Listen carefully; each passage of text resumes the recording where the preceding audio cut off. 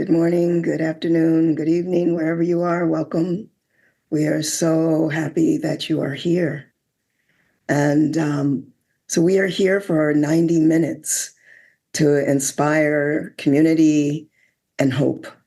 You know, we're all aware in this room that there's a lot going on in the political landscape. Everything is changing so quickly. And there's no certainty, as we know, to who is even going to be the Democratic candidate. But what we know is this. In this election, voting Democrat equals voting for democracy. So we want a Democratic president and all down the line. So the chat will be off and everyone will be on mute during this gathering so we can stay present to the words and contributions of all of our teachers and guests. And we would love to see you. So if your Zoom can be on, please turn your video on so we can really create community. And if you need closed captioning, please activate that on Zoom. It's here for you. And we'll be inviting you to donate to on the ground work in critical swing states. So please check the chat for the link, as well as an effort to take back the House. You'll hear more from us about both of those during our time together. We also invite you to sign up for our list, so that we can stay tuned in for future gatherings.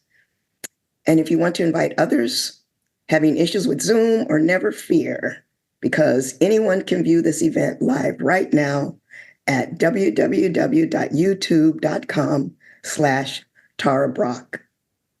That's youtube.com/Tara Brach. And for those who are tuning in via live stream, I want to direct your attention to the event description where you'll find donate and sign up links. So thank you all so much for being here. We are so glad you're joining us today. So now it's my humble delight to introduce my teacher, dear friend, and the co-host of this gathering, Ms. Tara Brach. Tara, as if you don't know, is a spiritual teacher and activist, and with Jack Kornfield has founded the Mindfulness Meditation Teacher Certificate Program. She's authored several books, including Radical Acceptance, Radical Compassion, and Trusting the Gold. Tara, welcome. Bless you, Konda. Thank you. And oh my gosh, it's so good to see each of you here. It feels nourishing and right. We need to be together right now, and we need to act. You know, many of you are familiar with that phrase, action absorbs anxiety, from Angel Sarian. It does. And compassionate activism, when we act from love, really has the power to transform our world. I'll share with you that I get a lot of complaints when I'm teaching and I'm focused on the wider society, and read you one from this week. Why are you linking meditation with social activism? I come to you for spiritual peace, not politics. My sense is that linking of inner practices of mindfulness and compassion with social activism is the hope for our world. I mean, we're here in an immediate way, friends. We need to elect Democrats. And as you're aware, we're in for the long haul. I mean, if we want a truly just, inclusive, compassionate society, we need to raise consciousness. And social activism, to be transformational, it needs to be grounded in presence and care. I mean, if not, just when you think of it, if our words, if our actions to save democracy are fueled by anger, by bad othering, by dehumanizing, we know it's only going to see more dividedness, more violence. But here's the thing. Reactivity is natural. It's pervasive, especially given the real dangers we face. So for us together to be acting from love, it takes intention and it takes practice. I mean, I can see it in my own life, especially these last months. Like so many, feelings of anxiety, of distress, of anger. It's been easy to lock into a sense of there's another side, that bad othering that aims at certain leaders, certain groups, or people that I believe cause harm. And that grabs my attention because I know I'm creating separation. And that's when I need to call my inner practice. Inner, outer, cannot separate. So in those moments, just to give you a sense of the process, when I pause to meet what's going on mindfully, what I find is that under the reactivity is fear. It's intelligent fear. It's apprehending the loss of democracy, further trampling of human rights, the suffering of those who are most vulnerable. I think of our earth, our precious earth, the violation of our earth. So then mindfulness helps me open to the fear, which then allows grief, because it's happening. And if I can get down to grief, I touch into caring, that I love life. I belong to life. I want to protect and nourish life, as do you.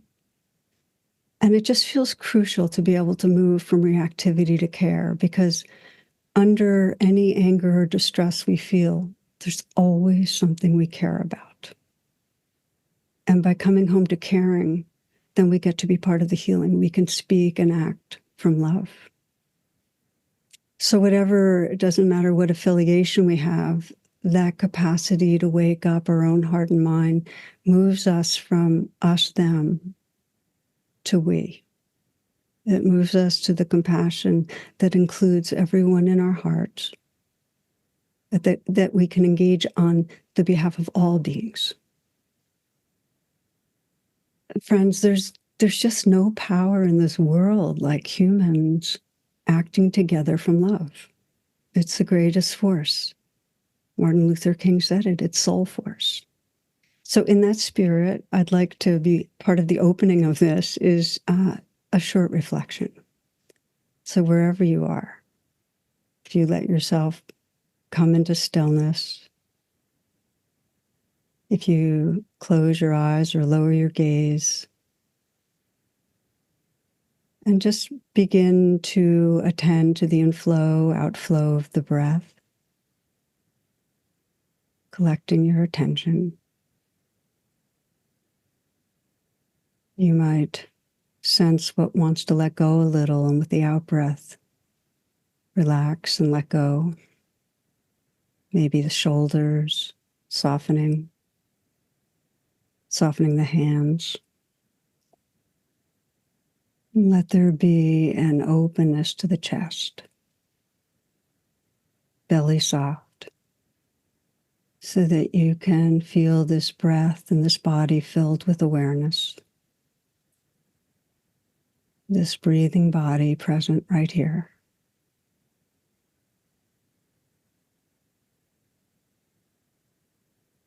And from presence, just to let your attention include what's unfolding in our world right now. What brings you here? And just notice what feelings arise. Saying yes to them, letting them be here.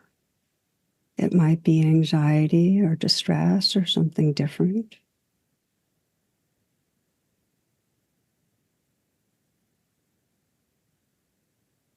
Keep deepening attention.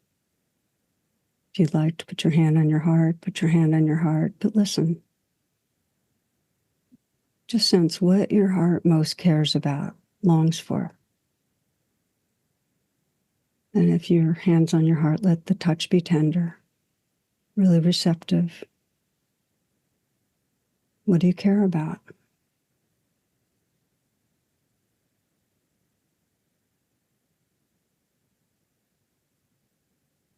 And then just taking a moment to widen the attention and sense all those who are here, thousands and thousands on Zoom, live streaming, and all those everywhere around the globe who care deeply about this living world. That we're together in caring, belonging to something larger. And now you might inquire, what is love asking from me right now? How can I serve? What is love asking from me? It's a powerful inquiry, now, ongoingly.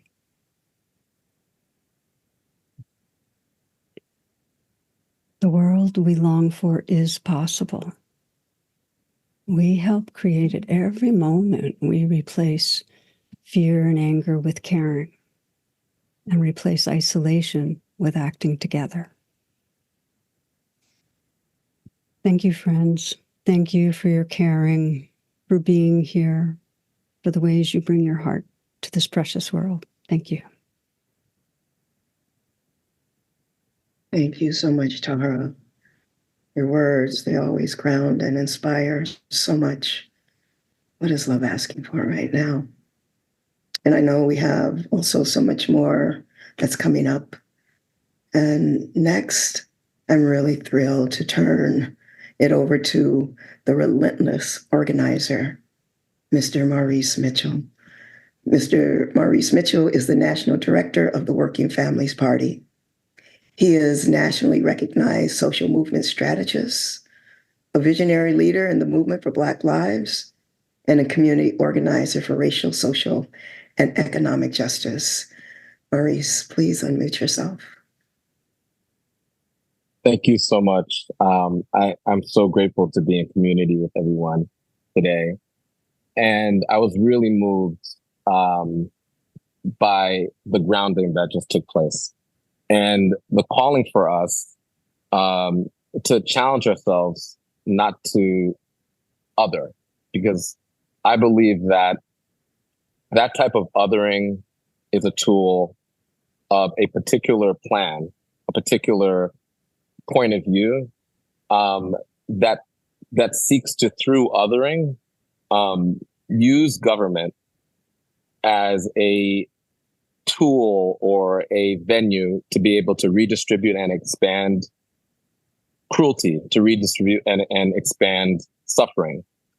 And the reason that I got involved in politics is that I've always saw government as a tool that could redistribute compassion, right? That's what policies like the child tax credit ultimately provide, or policies that seek to make school lunch free, for example. We're using the mighty capacity of the wealthiest country in the history of countries as a venue for more compassion. And when we enact those policies support and make sure that children don't go hungry. Children who might live in a family that waves a MAGA flag, or children who might live in a family that waves a rainbow flag, or children who might live in a family that identifies as progressive, or who might not identify as political at all, who might identify as conservative, all benefit from public policy that seeks to expand compassion. So our political project, as people who are part of this broad pro-democracy coalition, is not about one side or another, or wearing the jersey of one team or another. It's about thinking at our politics and the role of government as a very deeply sacred trust that we're marshaling in order to uphold the whole. And in November, we do have a very clear choice. And I know that many people are fixated on the person who's at the top of the ticket.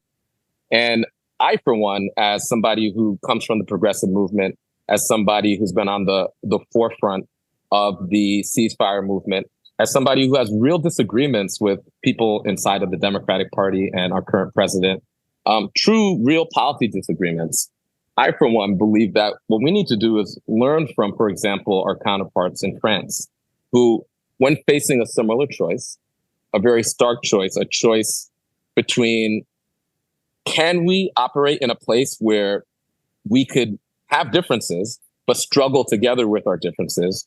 Or are we going to live in a country that seeks to silence difference and only uphold one particular vision, right? That's really the stakes, right? In France, the political center and the political right came together, even though they don't like each other, they don't agree on anything, in order to protect their society from an idea that seeks to end all other ideas, which is authoritarianism and fascism. And so that they could continue to debate. They're going to continue to disagree on things. They're going to continue to dislike each other for all types of reasons. but they agree on one thing. There should be a venue to engage those disagreements in ways that are fair, in ways that preserve each other's dignity and in each other's humanity. That's actually what's on the ballot. It's not about one person or another.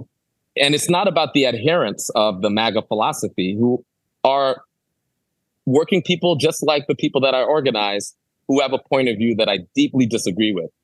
It's about a future where we could continue to debate these ideas. That's why we're building this huge united front, this pro-democracy united front, so that we can continue the path towards freedom. Listen, our country is flawed in so many ways. We have not yet realized the true democratic society and economy that I believe we deserve. But I also want to preserve the opportunity to fight for that democratic society and economy. And that's ultimately what we're fighting for, and why I choose to, with my full chest, with my full body, with my full being, be part of this pro-democracy united front. The last thing I'll say, and then I'll close, is that every day in my meditation practice, I'm reminded of the fact that I'm living in a present reality, which acquaints me with the fact that there are no guarantees. And in the present, I actually get to choose how I want to respond in any given moment to whatever external stimulus might come. That reminds me of my agency. When we experience politics as subjects, or we experience politics as consumers of political news, where we're just watching 24-hour TV, or we experience politics as political sport, where we're putting on one jersey or another, and we're watching the players out in the field.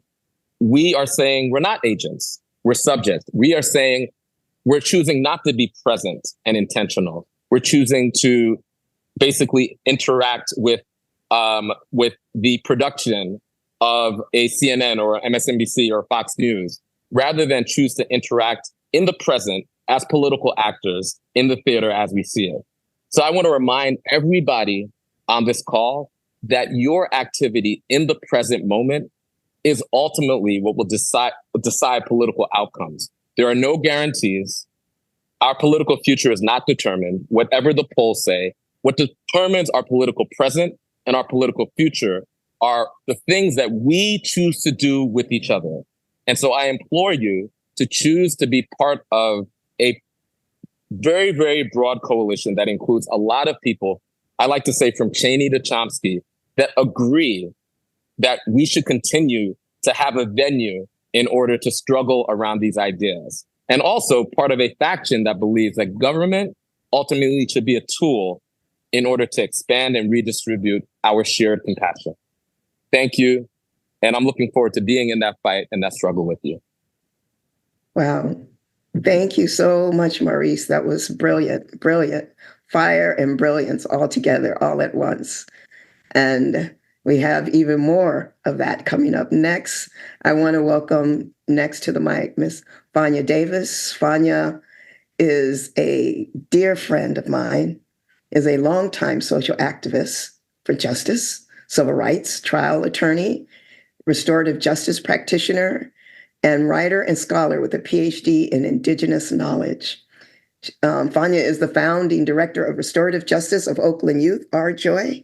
And I am fortunate enough to say that she is also on my board of directors of my nonprofit.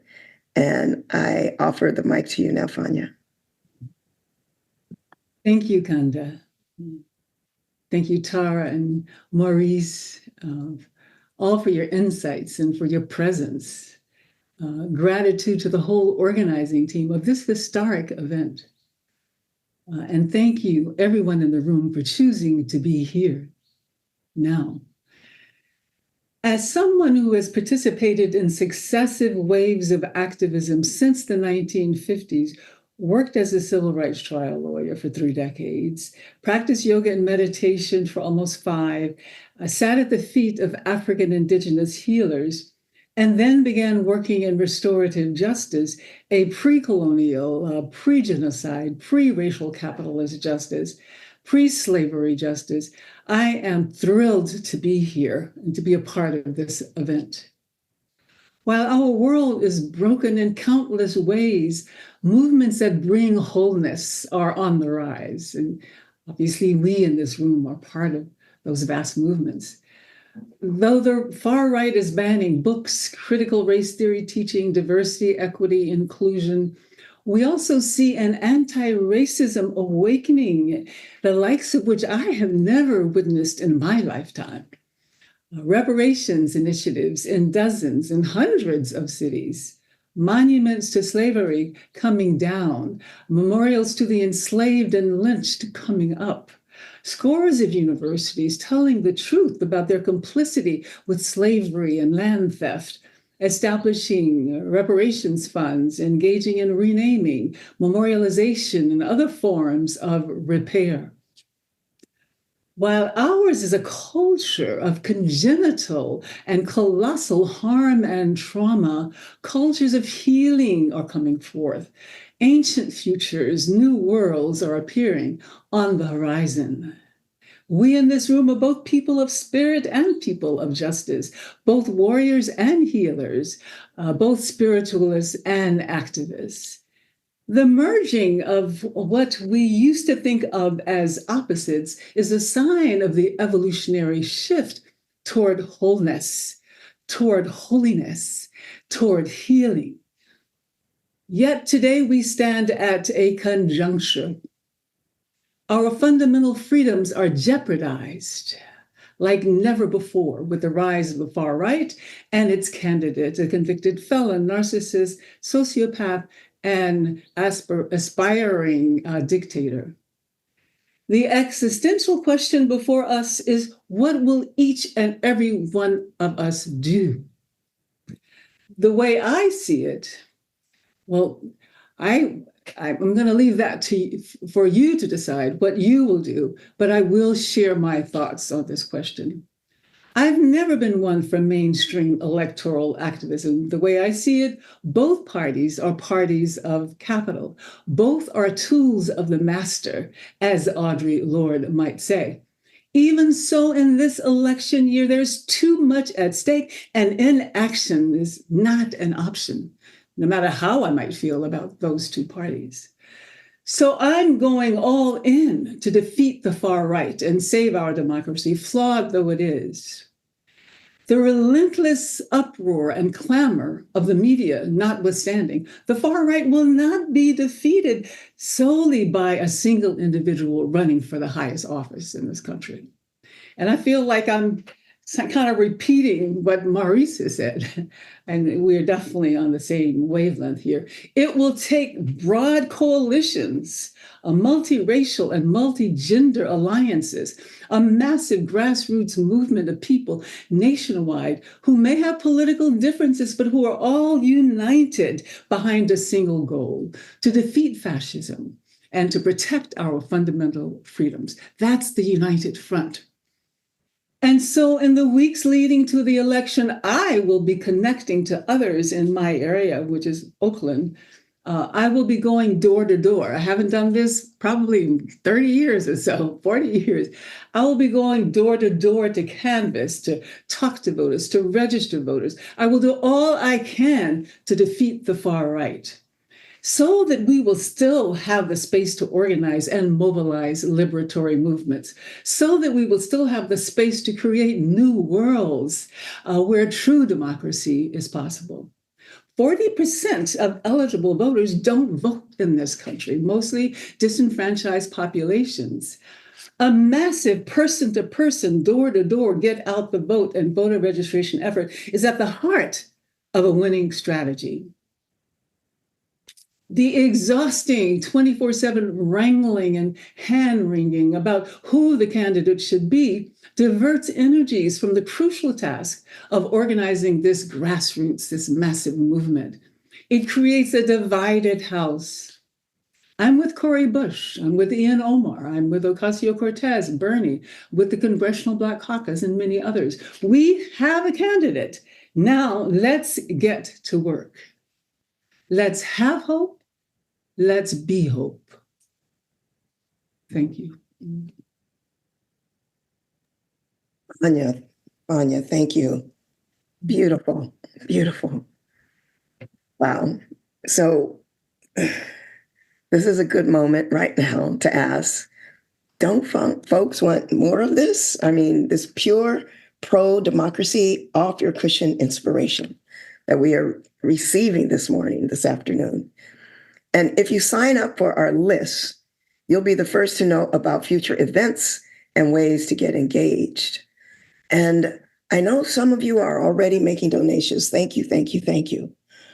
And this is a good time to remind you, Tara, Maurice, and Fania are making the case for this democracy. If you're able to give, every dollar counts in this election. Okay, and now to hear more about where some of these dollars are going, right to the work on the ground in the states that matter most, I'm super excited to present lifelong activist, tireless idealist, and messenger from the ground in Wisconsin, Ben Wickler. Ben is the chairman of the Democratic Party of Wisconsin. Since his election in 2019, he has led a transformation in the state party from the ground up. Ben worked with members of Congress and was a leader at Move On and Avaz before returning to Madison, where he lives with his family. Ben, you've got the mic. Thank you so much, Konda. Thank you, Fania, for those extraordinary remarks. Thank you, everyone, for being here in this moment. This is one of those moments when we ask ourselves what kind of world we want to live in, and then remind ourselves that we have the power to create that world.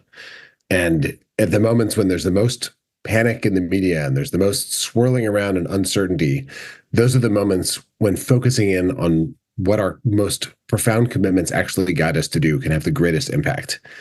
And I say that coming to you from a house of a volunteer in Wisconsin who's kicking off a door-to-door canvass even as we speak. I just spoke to the volunteers who've gathered for this moment to go out and do this work. And what I want to share with you is the experience of being in a state like Wisconsin, where 4 of the last 6 presidential elections has come down to less than 1 percentage point. That's 2 or 3 votes per ward across the state. Wisconsin, Michigan, and Pennsylvania, the 3 states where you're supporting this work, you're supporting the state parties that have been building up grassroots from the ground level organizing programs that work in every election in a way that has made this moment of possibility possible itself. And I want to share what I mean by that. So I grew up here in Madison. I'm not in Madison. I grew up in Madison, Wisconsin, in a time in Wisconsin where getting involved in politics actually grew people's idealism. My first campaign was volunteering for my godmother, a woman named Ada Deer, who became the first American Indian woman to win a congressional primary. She had led a campaign to restore federal recognition of her tribe, the Menominee Nation, after it was terminated, and then came back from Washington, D.C. to Wisconsin, ran for office, and I put up yard signs and stuffed envelopes for her. She won her congressional primary. It was an amazing moment, and that launched me into this work. I got to volunteer for Tammy Baldwin when I was in high school. She ran for Congress, became the first out lesbian woman to be elected to Congress, and now serves as my U.S. Senator, who's up for election this very year. And over, I saw the impact of regular people coming together to do something to make change and expand what was possible in our state and the way that it could affect the whole country. But then Republicans took over in 2010, and not just any Republicans, but the kind of forerunners of MAGA Republicans that you see now. And in Wisconsin, they decided to try to break the democracy of the state. First, they went after unions. They smashed public sector unions, which had been created in Wisconsin, and then went after all the unions. We've had a bigger decline in union membership in Wisconsin than any other state in union density. Then they went after voting rights. In Wisconsin, there's enormous inequality in who has a driver's license. 83% of white Wisconsinites do, less than half of Black and Latino Wisconsinites do. They made it necessary to have a government-issued photo ID, like a driver's license or a passport, to cast a ballot. And it essentially removed hundreds of thousands of people from being able to vote, and by itself was more than responsible for Trump's victory here in 2016. They made Wisconsin the 2nd hardest state in the country to register to vote, the 4th hardest state to cast a ballot. They rigged our state legislative maps to gerrymander the state so that the public could not throw out the Republicans who passed these laws. In law after law, they tried to strip away the public's ability to respond to what their government was doing to them. And then they used their power to go after environmental protection. Wisconsin was the state where Earth Day was created. They made it against the rules to even mention climate change if you worked for the Department of Natural Resources in our state. And it almost worked. Wisconsin, like Michigan, went from being a blue state to a red state overnight in 2010, and then stayed red because of the ways Republicans attacked our democracy. And it would have worked if it hadn't been for tens of thousands of people refusing to give up, refusing to allow themselves to be broken in that moment, for people who started knocking on doors and gathering and building neighborhood clubs, teams that would go and keep talking to voters in the middle of winter in our state. And we started winning elections in 2018, sometimes by a hair's breadth. In 2020, we defeated Donald Trump by 0.6 percentage point. In 2022, we reelected our governor and stopped Republicans from getting enough votes in the state legislature to override his veto. And then in 2023, after years, we won our state Supreme Court. And because of all of those things, we now have fair maps, not gerrymandered maps. And we have an explosion of extraordinary candidates running for local office across the state in a moment of profound hope, even while the whole country can feel like an alarming roller coaster of dismay. In our state at this moment, because we won the governor's race and this critical state legislative races and the Supreme Court race, we know that if we win this presidential race, even with everything Trump is plotting to do, the election will stay won. It cannot be overturned. And the same is true in Michigan, and the same is true in Pennsylvania. If we win, it'll stay won. So all we have to do, all of us together in this moment, is win. Your donations are not going to go to TV ads. They're not going to go to buying the latest meme search term on Google. They're going to go to support organizers who are organizing volunteers who are talking to people that they know, people in their communities, people that they're in relationship with. Your contributions are going to go to paying for clipboards, paying for pieces of literature, like the literature I picked up as I was walking into this room, things that explain the stakes in people's lives, things that bring it down to the personal and the local level. And they're going to go to support millions of face-to-face, human-to-human, heart-to-heart conversations that can cut through the noise at a moment when there is massive, intentionally created noise to divide and distract people, and make this election about the stakes for ourselves, the people that we love, the communities that we want to make stronger. That is what we can do in this election if we bring to it an organizing mindset and a belief in our common humanity. The work that all of us are supporting here is fundamentally about the idea that every person has infinite precious worth, that we shouldn't give up on anyone, that we shouldn't write anyone off, that we should be a democracy where everyone has a voice and a society that lifts everyone up. That is what's at stake. And I don't need to tell you how far from that ideal the people who are trying to dismantle our democracy are. But I can tell you, in a state where they've already tried the Project 2025 playbook in my state, I can tell you how challenging, how frightening it can be when it comes to pass, and how the resilience of people who believe in something better can make a change. So whatever you're planning to do, I ask you to think to yourself, how much is it worth to you to make the biggest difference that you can, to make sure that this election and the broader arc of our democracy and our society arcs towards justice? That is work that you can reinforce at this moment. Your contributions make all the difference right here on the front lines in the battleground states that tip the whole country, and they build long-term infrastructure for making sure that we're a democracy in more than name only, but a democracy in spirit. I cannot thank you enough, everyone here, for bringing your full selves to this work, for your generous support, for your volunteering all the way through to the end, and for your commitment to doing this, not just now, but for years to come, to make this a country that all of us can be proud of. Thank you all so much. Wow, Ben, thank you. Thank you so much. Wow, so inspired. I am so inspired. You really are putting on the line, being very clear what's on the line and what's possible. I am so grateful that you were able to join us today. And I hope all of you are really listening out there. And I'm also, at this point, I actually want to introduce Reggie Hubbard. Now, Reggie is going to continue doing the MC for the rest of this time together. He is, for those of you who don't know Reggie, he is a committed yoga and meditation practitioner. He's an organizer, a teacher, a spiritual activist whose life work sits at the intersection of bringing more peace and balance to activism and guiding the spiritual community towards being more engaged, concerned citizens. Reggie, are you with us? I'm ready to hand the mic to you. Konda, can you hear me? I got you, man. You're good. Can you see me? Yes. All right. So what y'all don't know is that, and Ben knows this because Ben and I shared an office together for 3 years, causing good trouble. I love you to death, man. Thank you for your words. I'm a former advanced person. And so for those of you that don't know advanced, like when things blow up in your face and you have to have plan B and pull miracles out of the sky, I'm that guy. So we were in pre-check, and my stuff didn't work. And I'm in the mountains, and so I'm like, where can I go? So I'm beaming in live and direct from my grandmama's house in southwestern Virginia, because grandma always comes through. Grandma has stable internet, and I'm happy to be in community with you all today. So Ben, love you, brother. Thank you for your tireless commitment to Good Trouble, for your support of me in all the ways, and I just appreciate the work you're doing in the world. Thank you, Reggie. It's so good to see you. I'll throw it back to you. Thank you. For sure. Konda, thank you for being like impromptu awesomeness. And y'all, if you aren't excited by what Ben just said and what my fellow colleagues have just said, I don't really know what else we can do for you. You know what I mean? Like, this is just not just about excitement. You know, we're here to raise funds. You know, we're here to build community.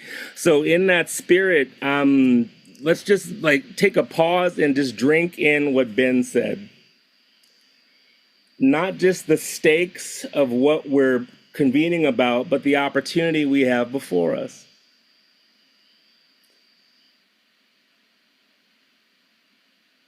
So whether you can give money or whether you give time, that you gave your time today and be in community, that is a beautiful first step to our collective redemption. So let's take a deep inhale into what we believe and exhale to what we fear. Welcome back.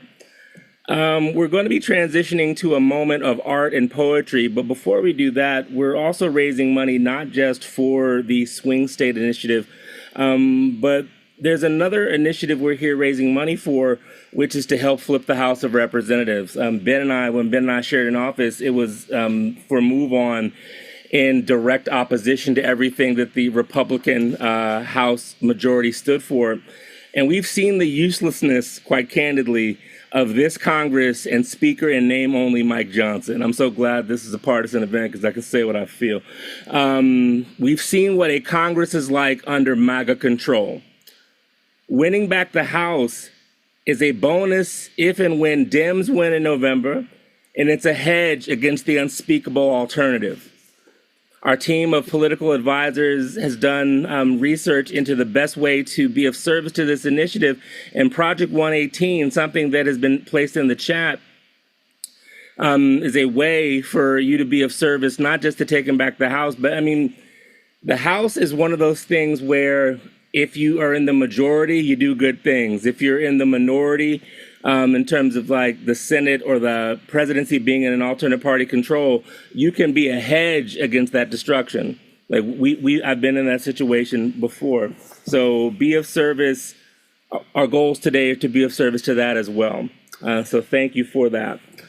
And so it's a rare gift and a beautiful opportunity that I now have to introduce two incredible artists to not only fill our cup in deep, different ways, but just to give us that level of inspiration that's beyond the political, that's into the spiritual, into the realm of just the aspirational and the imaginary. Born in the Bronx and raised in Alaska and Texas, now based in Oakland, Melanie DeMore is a singer and composer, choral conductor, and music director, and 3-time Grammy nominee. Give thanks. Nothing is closer to her heart than bringing people together wherever she is to experience the healing power of music. After we play a video of Melanie's beautiful singing, Jane Hirshfield will read a poem for equal inspiration. Jane Hirshfield is a poet and essayist and translator known for one of American poetry's central spokespersons for the biosphere. A 2019 elected member of the American Academy of Arts and Sciences and lay practitioner of Soto Zen, her books include 10 collections of her own poems, 2 books of essays, and 4 volumes presenting world writers from the deep past.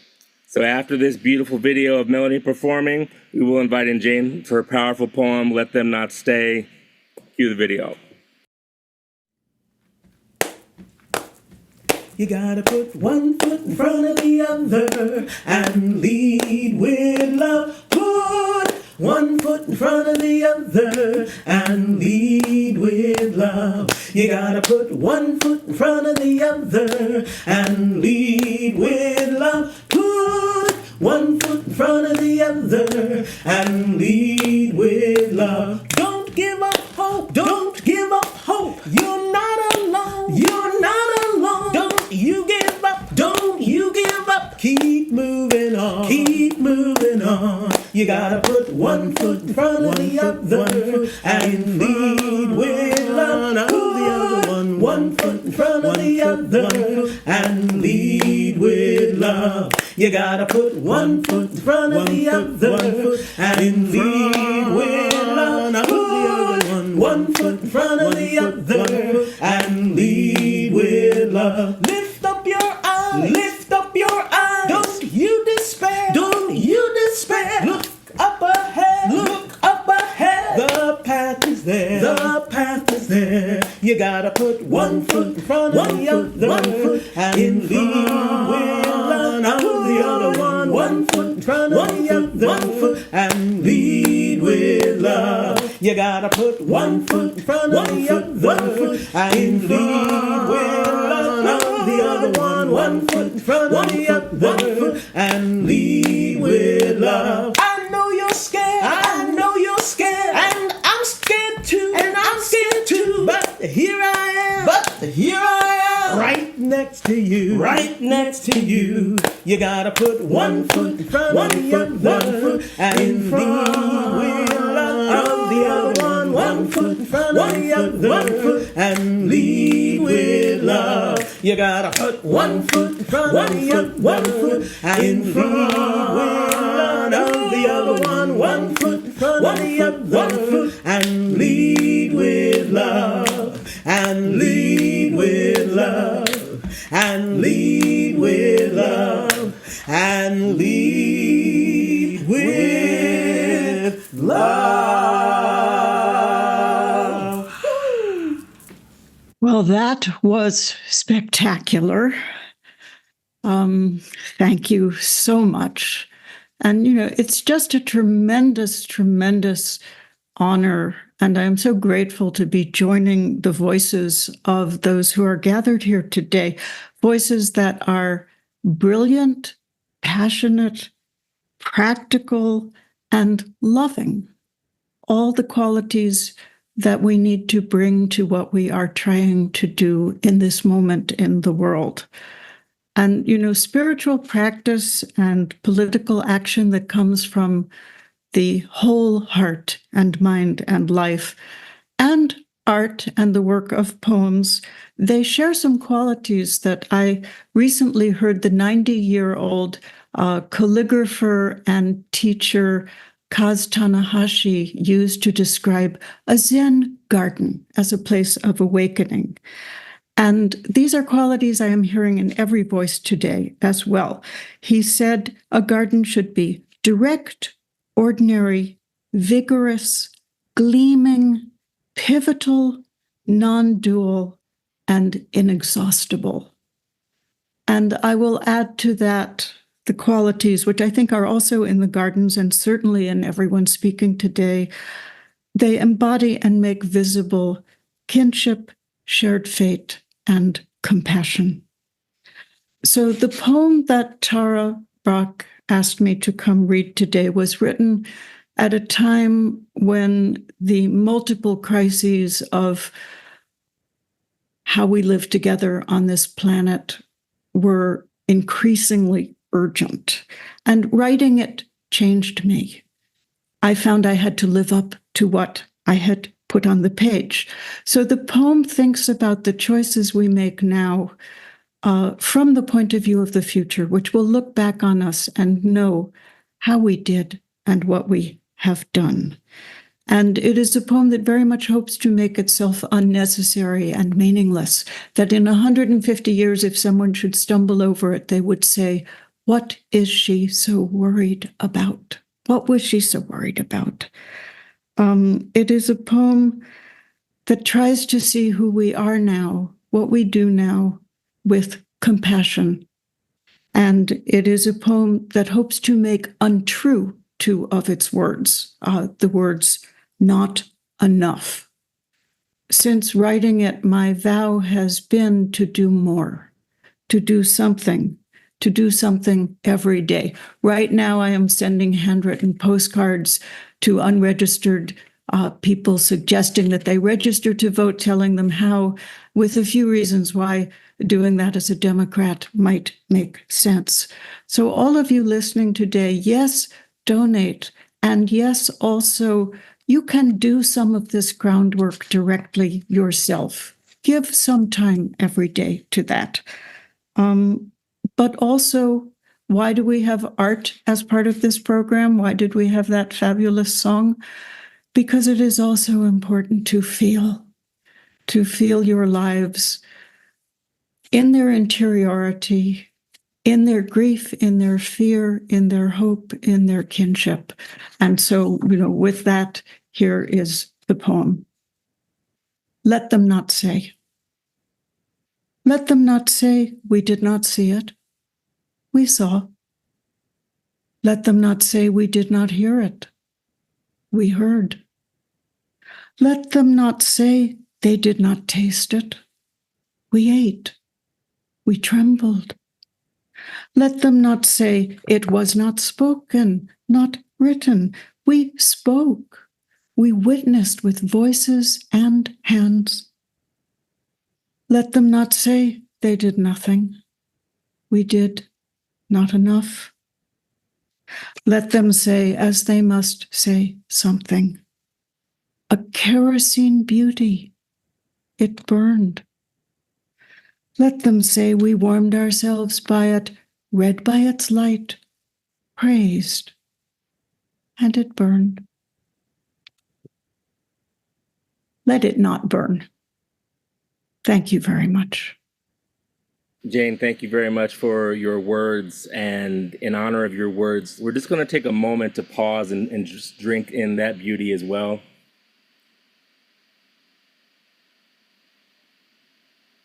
Allowing yourself to be present with whatever has come up from the song and the poem. I'll hold a moment of sacred silence and then end with a bell, and then we will proceed.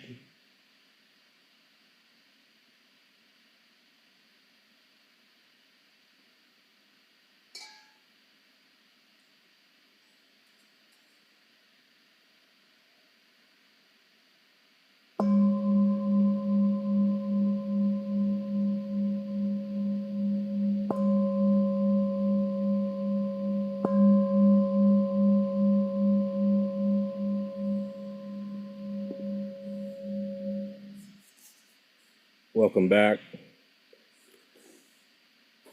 Whew. This is why we love the arts. This is why we're supporting democracy, because art doesn't exist in Republican administrations. Just to digress a bit, when Ben and I worked together, we worked on a campaign because MAGA-controlled Congress wanted to take away PBS and Sesame Street. Nah.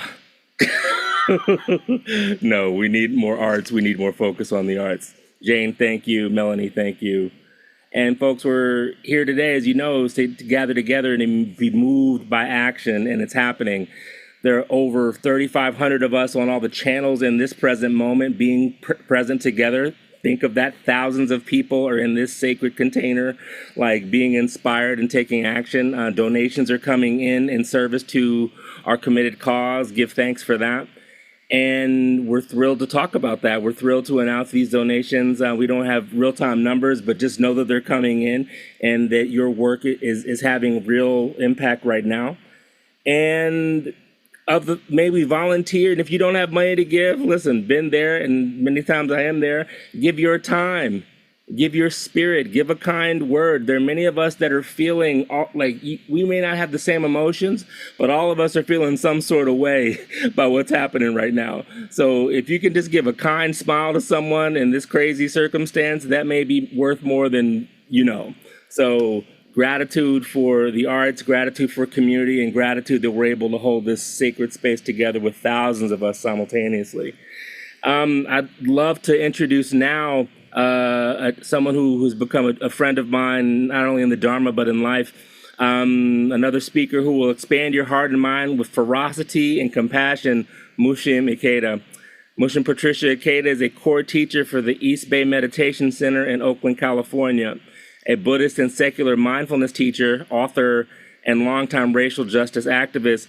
Mushim is also a published poet and a mother, and it's my delight to hand the microphone to dear Mushim. Thank you so much, Reggie. Thank you, everyone. In the summer of 1988, I finished 8 months in a Buddhist monastery in Asia, during which time a senior nun said to me, Mushim, the first rule of the nun's life is obedience. Even if we strike and beat you, you must never complain. I ran away, and when I felt the airplane's wheels bump the asphalt of the San Francisco International Airport, I distinctly remember thinking, I have survived. And even though I have exactly $15 to my name, I'm home, I have community, and I am alive, and I want my vote. Friends, I am here with you as a socially engaged Buddhist teacher, a mother, a single mother, an Asian-descended woman of color, and an Oakland, California resident who volunteered for 11 years in the Oakland Unified School District. I would have volunteered 2 more years, but middle school was on lockdown. These public schools are majority children and youth of color, many from lower income and immigrant families. These are my people, and I stand with and for all of them. In my small apartment here, I have a very old bumper sticker from Planned Parenthood that says, "We won't go back." But we have.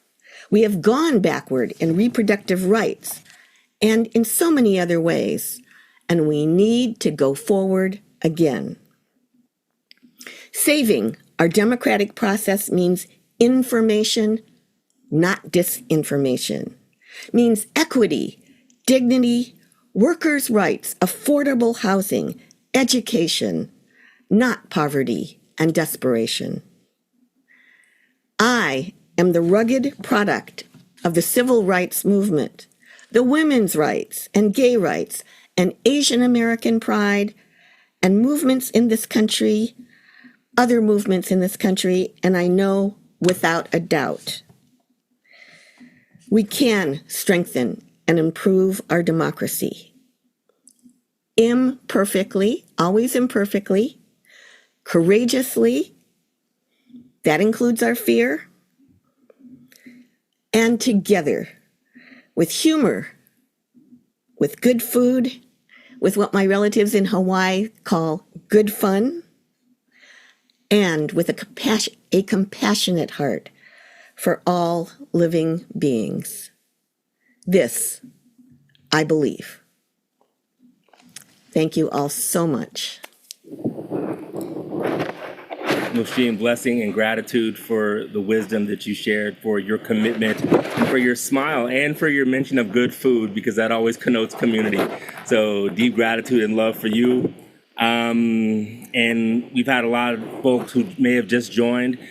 For those of you watching on live stream, you can find ways to support our efforts here today in the event description.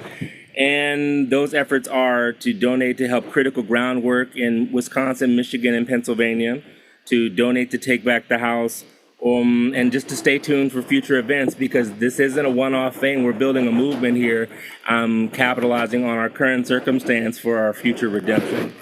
And now it is a treat. It is a delight and a treat for me to introduce my teacher, my friend, Roshi Joan Halifax, a Buddhist teacher, founder, and head teacher of the Upaya Zen Center, of which I hold lineage and teachings in Santa Fe, New Mexico, a social and environmental activist, author, and pioneer in the field of end-of-life care. Dear teacher, please take the microphone.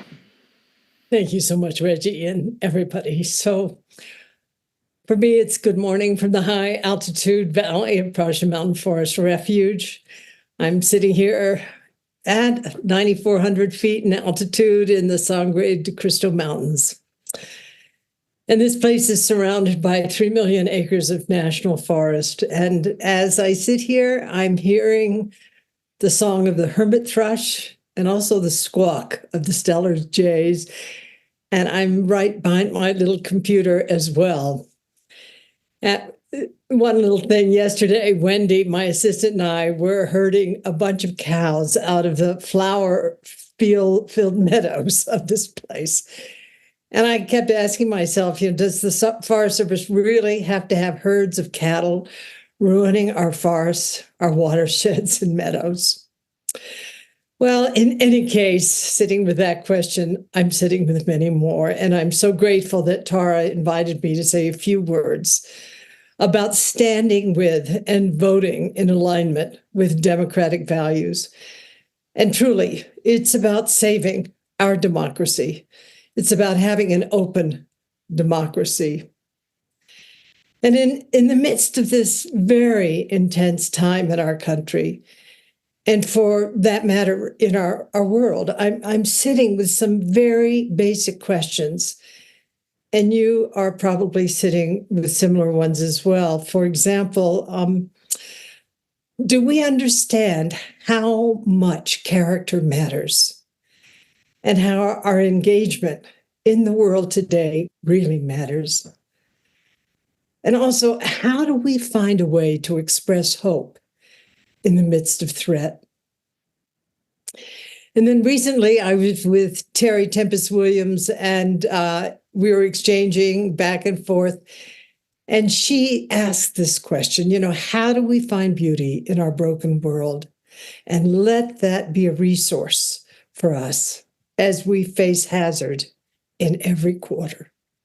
I mean, crushing wars and genocides, the sixth great extinction, climate chaos and catastrophe, and just more. But we are also faced with another extraordinary challenge, and that's why we're gathered here. And that is, how do we keep our democracy open and thriving, even as we see it being crushed by visible and invisible forces?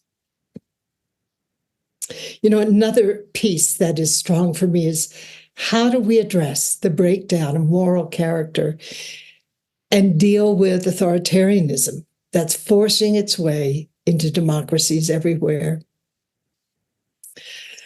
So here are at least 4 things that I feel might serve us to actualize at this time. And number 1, this is to keep clearing the mind of psychosocial debris to the extent that we can, through practice, through love, through art, through the natural world, and also keeping aligned with the values of integrity and care, and also letting wisdom and courage be the guide, not falling prey, if you will, to the psychological manipulations of ill-meaning players. 2 is to educate ourselves about the strategies of transmissional delusion that are in the world at this time, including, and this is a term I learned last year, infoshum, or information noise, information noise pouring out of the mouths of candidates and their cronies. And it's all over the news outlets. It's all over social media. Another one is gish gallop, a form of gaslighting, a term that I only learned recently from Heather Cox Richardson. And this is where an overwhelming amount of disinformation is being delivered with this kind of sense of great authority and at a rate of speed that is completely discombobulating. Another is moral outrage, something I've looked at a lot. And this is a combination of anger and disgust that is so contagious. And it builds a kind of negative tribalism. So the third is keeping our communities of care, of our communities really grounded in conscientiousness and compassion, and also this experience of connection, keeping those communities close but open and rooted in our bodhisattva vows. As we see in this gathering, we really need each other at this time. And we need to have the heart and mind clear enough to hear the cries of suffering in our world and to respond not only as individuals, but also as wise communities of courage and care. And the fourth is to engage. Talk to people, build relationships across the divide, rehumanize, write your postcards, write your letters, write your Congress people, get out the vote and organize. And don't be afraid to take action. I mean, this is a time when we really have to give it our very best. There's a story I read years ago about the old-time presidential candidate, A.J. Musty, is during the war in Vietnam. And Musty stood in front of the White House night after night with a single lit candle. And many nights he was all alone. And a reporter, I think it was from the New York Times, interviewed him one evening as he stood in the rain. And the reporter said, Mr. Musty, do you really think you're going to change the policies of this country by standing out here alone at night with a candle? And Musty replied, "Oh, I don't do this to change the country. I do this so the country won't change me." This is a kind of beginning for us, and it's also a long tradition. We have to stay aligned with our values, and we have to act. And in doing this, I have to ask myself, what am I doing? And I ask you, what are you doing? What are our sanghas, our communities doing? And how does what we do reflect our character, our values, our vows? My friends, as we have heard from our good colleagues who have shared with us this morning, we've got work to do together, and also individually to shift the dial toward an open democracy. It's work that's at the individual level, as I've said, and also like Musty standing there with his candles so the country and also this ill will forces won't change me, because I'm doing this basic individual work, but work in community as well to keep values aligned. Well, I have more to say, but this is it for the time being. So I just have to thank you, Tara and friends. And I hope these few humble thoughts are at least somewhat helpful. But one more thing. Terry Tempest Williams has said, with her whole heart, there's no more waiting here. And then she quotes the French philosopher and anthropologist Bruno Latour. We are all living in critical zones. Finally, at the end of a practice day at Upaya, we offer the night chant. And it goes like this: life and death are of supreme importance. Time passes swiftly, and opportunity is lost. Let us awaken. Awaken. Do not squander your life. I would also say, do not squander the life of our earth and the lives of our children and grandchildren by not valuing our precious democracy. Please, we must act now. Please do. Thank you. Thank you, dear teacher, dear friend, loved one. Great to see you and receive your wisdom. I was looking around for something to write with, and I took my notes in red crayon because that's all I had to find within arm's reach. So thank you for helping me find that impetus to write quickly. Without further ado, I'm going to introduce someone who needs no introduction to offer thoughts in the spirit of togetherness, Jon Kabat-Zinn.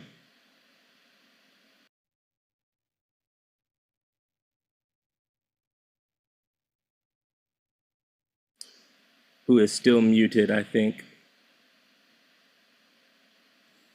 Thank you, Reggie, and to you, Roshi Joan, and everybody who's here and everybody who's spoken and hasn't spoken. Our very presence speaks volumes, and I think we all realize that in many ways without exaggeration, we're at a critical inflection point on planet Earth. And it really is no joke, an all hands on deck moment. And I just bow to the organizers of this event, including you, Tara, and want to emphasize that I get that the fundraising aspect of this is really, really, really important. Okay, so the more money we can pour into these battleground states, unfortunately, that's kind of like, even to use the term battleground, I mean, everything is really framed in a kind of war mentality. And we need to remember that although we need to function effectively in that world, that as long as we're caught in the war mentality, we're caught. We are prisoners of it, and there's no liberation from that if the virus kind of infects us. So this is where the kind of confluence of dharma wisdom in its most universal frameworks and in all of its various streams is really coming together on the planet. And this gathering on this technology, which would have been inconceivable in 1950 or 1980 even, that now allows a kind of flourishing of dharma that we've all experienced and been part of for a very long time. And I kind of want to remind us all that the very word dharma is deeply related to lawfulness. And lawfulness has everything to do with how we govern ourselves. And so both as individuals and as a society and as conscious creatures on planet Earth, where we're just beginning to be conscious of the fact that we're not special unless we recognize that everything's special, because everything is inter-embedded and connected in ways that are unimaginably beautiful and also unimaginably delicate when greed, hatred, and delusion and the capitalist kind of expansion in the past 300 years has managed to push the planet into a kind of potentially autocatalytic warming cycle. We're seeing it just this week in large parts of the United States that are going to generate all sorts of displacements of millions and millions of people. So this election, as everybody has said, is like really critical, not because of the outcome that we're hoping to have, but to ensure that we don't have the outcome that we know we can't have. Because democracy is at stake. And I am, I think, and I use democracy, the word in quotes, because I am no fan of the Democratic Party in particular, although I have friends in the Democratic Party. But I really feel we need a democracy 2.0. We need to understand what the fundamental principles are. And we can see all of the work that's being done over the past 20, 30, 40, 50 years since the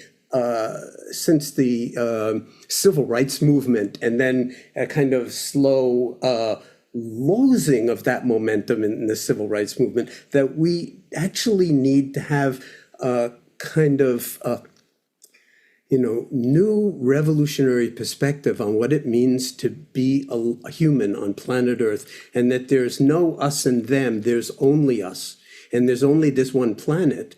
And if we don't learn to inhabit the full dimensionality and boundlessness of our consciousness that is coextensive, as far as I'm concerned, with compassion and with seeing self in other and other in self and in nature, then we're lost. The jig is up. And so we can talk as much as we like about our true nature, but the fact is that that's a koan in itself, that this is like, what is the true nature of our opportunity at this moment? And I just want to say that I hear what's been said about the importance of the fundraising element of it and getting into those three states where the battle is going to be most appropriate, most taken, or decisive, and talking with people who you might never actually talk to. And I haven't been doing that, since the, 60s, or which was the last time I got involved in this kind of thing around the Vietnam War and civil rights. But now I feel like, I'm going to commit myself to actually talking to people I usually don't talk to. And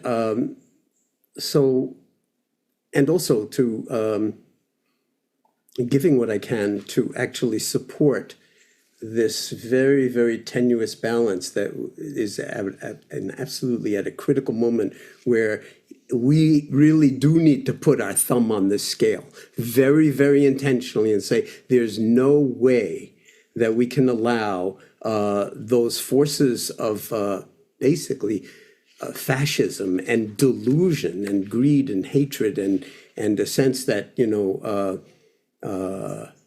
the country only belongs to white people when, in the face of the original genocide and,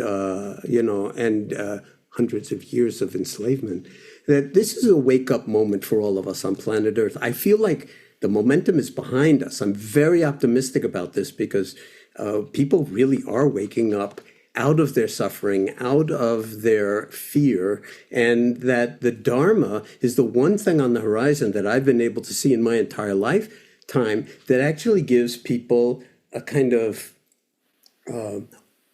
boundless spaciousness to navigate their own embodied sense of belonging.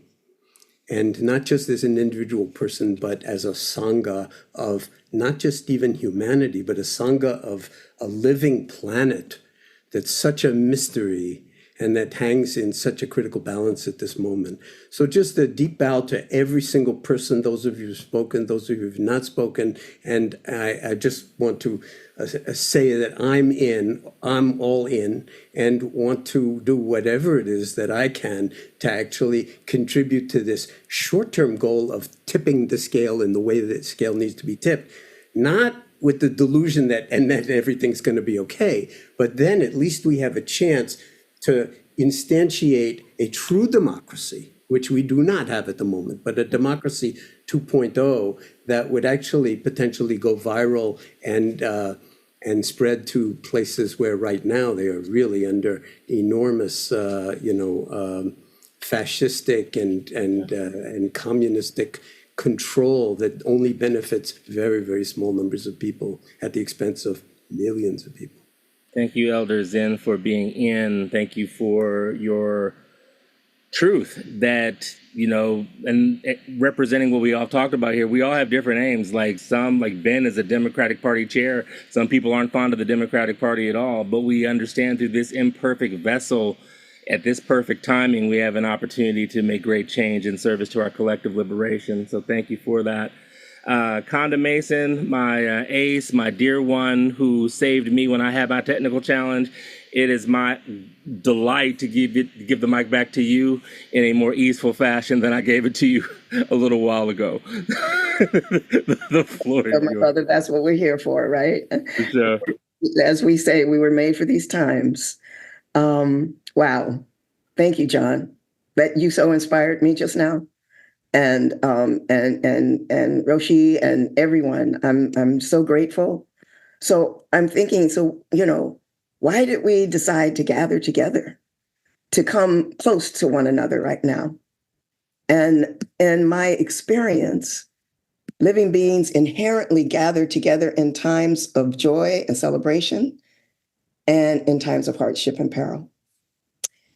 We are in another perilous time in our history in America, one that is extremely divisive, like everyone has been pointing to, filled with this fear-mongering tactics that divide us around race, around class, immigration status, gender identity, who we love, how we worship, if we worship. So why do this group of us, feel the need to bring a larger group of us together? And I have to say, being a part of the founding of this group, we were motivated by love, by a fierce love and compassion for all beings, and a diehard commitment to this grand experiment called the American democracy. You see, the United States, this imperfect union, is on a dangerous path of becoming a totalitarian state, a fascist state. Most of us can hardly really imagine that this could be true. It sounds hyperbole. It's really hard for us, some of us, to wrap our heads around the notion that we really could lose our democracy. But it can happen. Some of us whose ancestors were captured and brought here in chains, like mine were, actually know it can happen. When I take into account that in this democracy, Black folks were enslaved in this country for more years than we have been free, my ancestral memory is warning me of what is possible, especially as we watch our civil rights being eroded and our history being erased. My dear friend and colleague, Amaka Agbo, recently wrote, "To preserve democracy, we must first acknowledge that the promise of American democracy has yet to be fully realized." The great poet Langston Hughes wrote, "Oh, let America be America again, the land that never has yet been." My people, they've been on the forefront of the movement to form a more perfect union, to transform this country into a true democracy for 400 years. Now, I am a daughter of the Buddha, and I am also a daughter of Miss Fannie Lou Hamer from Mississippi, from the Mississippi Freedom Democratic Party, who stood up in 1964 Democratic National Convention, traveled from Mississippi to New Jersey, speaking to be seated for the inclusion of all people, so that Black people could just register to vote without fear of death and mutilation and be acknowledged as first-class citizens. We have always fought for and believed in democracy, even when we were the furthest ones to benefit from it. So watching this tide turn so far backwards right now is very personal to me, as I am aware of my ancestors who died for me to vote and to live as a free Black American woman. David P. Gushee, he's a leading Christian ethicist, said this, and I love it. "In my estimate, This is what democracy is all about. The breadth of self-respect and respect for others. This is the truth of all great faiths. And democracy is a faith, a belief system. This is why we must consider democracy as a matter of the spirit.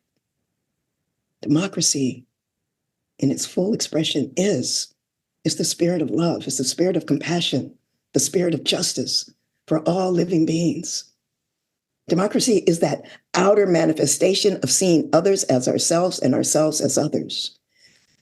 I love this quote that Dr. King said from his letter in the Birmingham jail letter, that where he was bringing about the message of our interconnected nature of all life, same message that the Buddha spoke many centuries before him.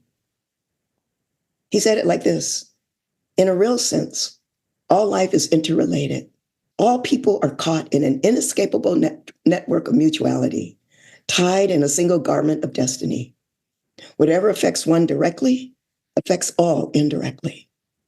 I can never be what I ought to be until you are what you ought to be. And you can never be what you ought to be until I am what I ought to be. This is the interrelated structure of reality. Democracy is our spiritual practice, y'all. Acted out in real life every second of every day. There is no separation between our practice of care for each other and our practice of democracy. And the idea that a political party with an extremist agenda today is doing everything they can to disrupt this long and winding road toward a more perfect union is just something we cannot afford to sit back on our cushions and allow to happen. Like everyone has said, we must act.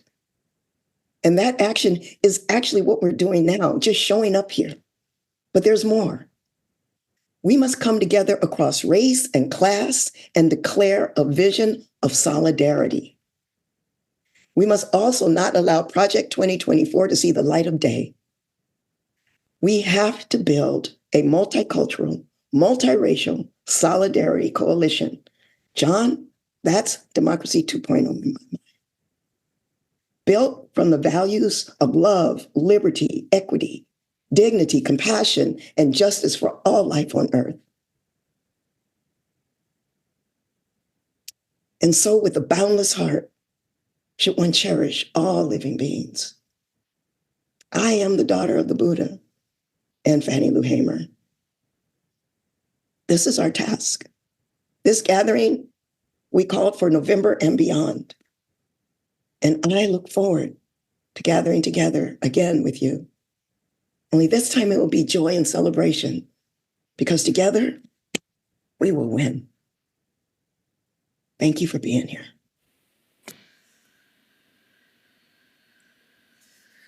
Dear Konda, blessings on your wisdom. I'm going to give some seconds to let that wisdom marinate before taking moderator privilege. So blessing and gratitude.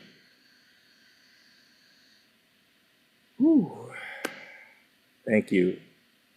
Thank you. Thank you all. We're nearing the end of the program. And talk about a winding road. I'm just happy to have been in a place with stable internet in these mountains to be of service to shepherding this energy for quite some time. I didn't know this was going to be part of my occupational therapy, but here we go.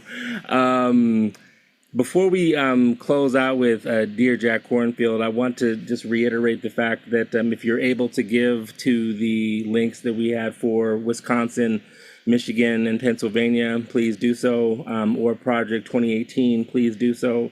And after this event, like if you want to come to our other or organize your own event, I'm an organizer, so we got to come together like this, and then you go organize your people, and then they organize their people. Like this isn't just a one-off, like this is the genesis of the remaking of democracy as we talked about democracy 2.0. So just I want to thank everyone for their wisdom, for their hearts, for those of you who've been with us the entire time. Thank you for your stamina. And thank you for your open-heartedness in this moment. And we also want to invite you to stay with us after hearing from Jack, because we have another song from Melanie.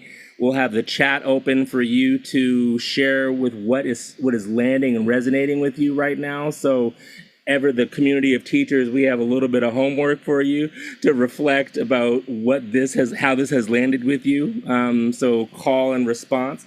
And before I turn it over to Jack, I want to offer another quote from Elder King, because I too am a son of the Buddha and of Black liberation struggle, which is equally intertwined with compassion and liberation. Elder King, in a speech that he gave in 1967, talked about the notion of time. And he said, somewhere we must come to see that the social progress never rolls in on the wheels of inevitability. It comes through tireless effort and the persistent work of dedicated individuals. And without this hard work, time becomes an ally of the primitive forces of social stagnation. So we must help time. We must realize that the time is always right to do right. Our time is now. And quoting June Jordan, we're the ones we've been waiting for. And may we remember that when we are aligned in the heart space with clarity of mind and purpose, there is nothing that we, the people, cannot accomplish. Dear Jack, take us home.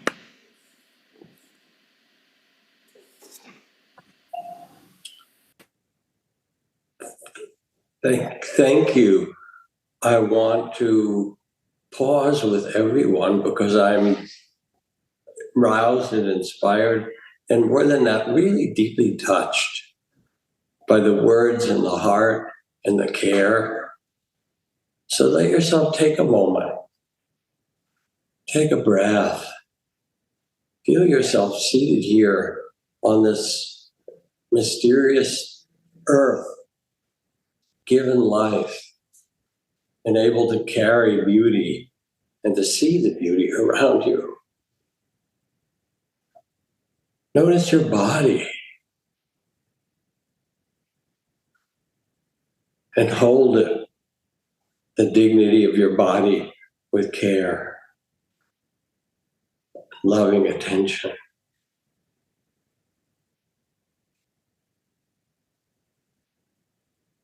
Just now, here we are.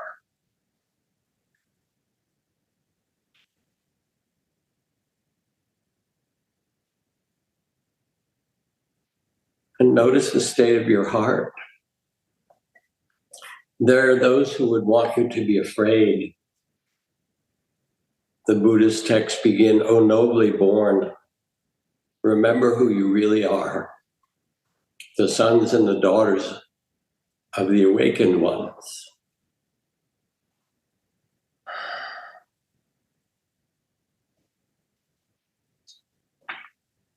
Come back to the care and tenderness that so many have spoken of today.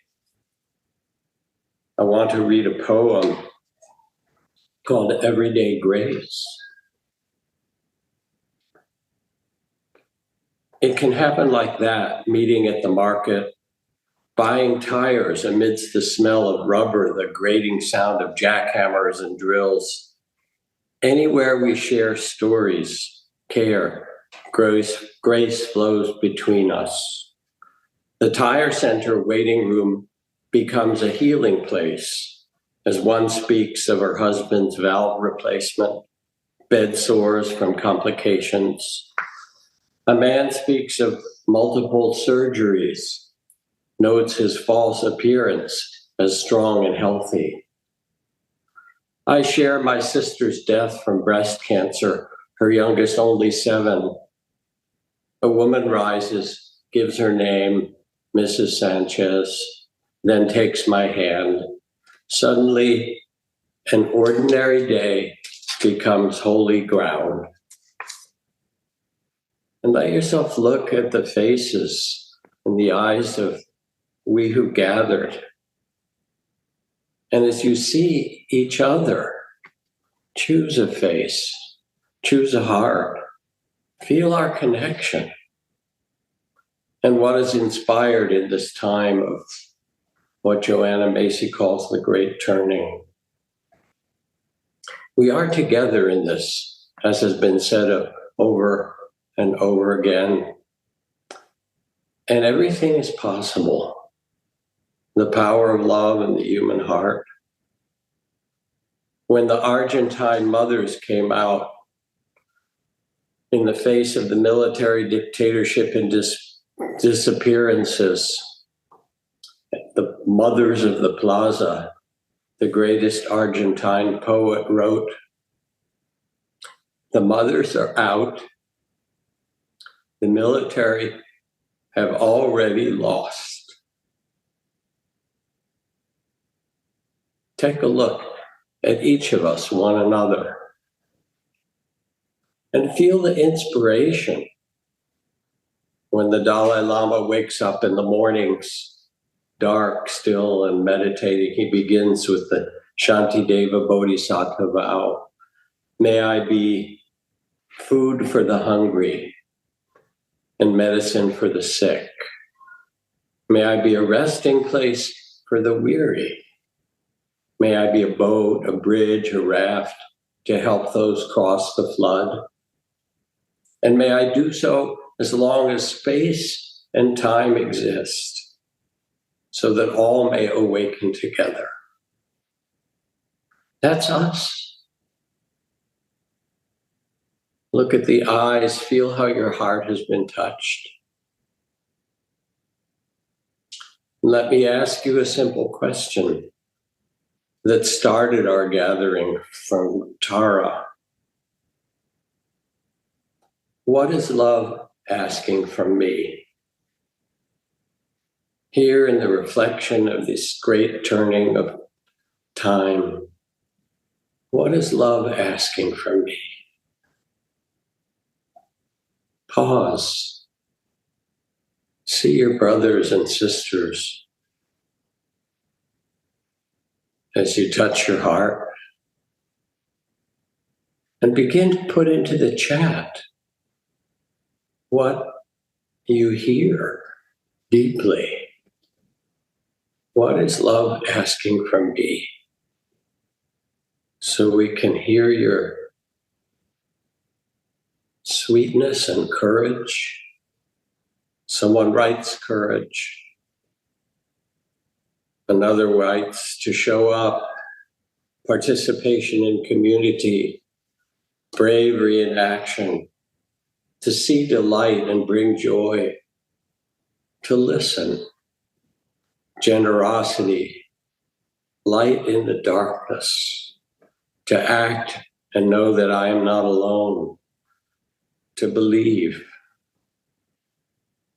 We know, we understand, to do what I can do, to stand afraid, to stand not afraid, to align with my deepest intentions and values, to hold the space for suffering, gratitude in our shared humanity. And again, as these pour into the chat, find the eyes of someone on the screen, hundreds and hundreds, and gaze with them and make a pact. You too, like Shantideva, may we be a bridge and a raft.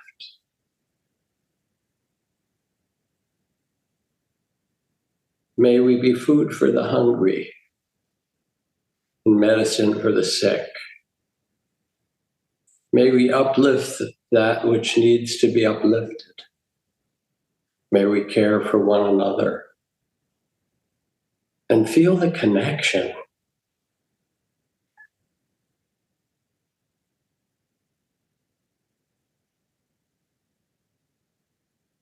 This is what's true underneath it all.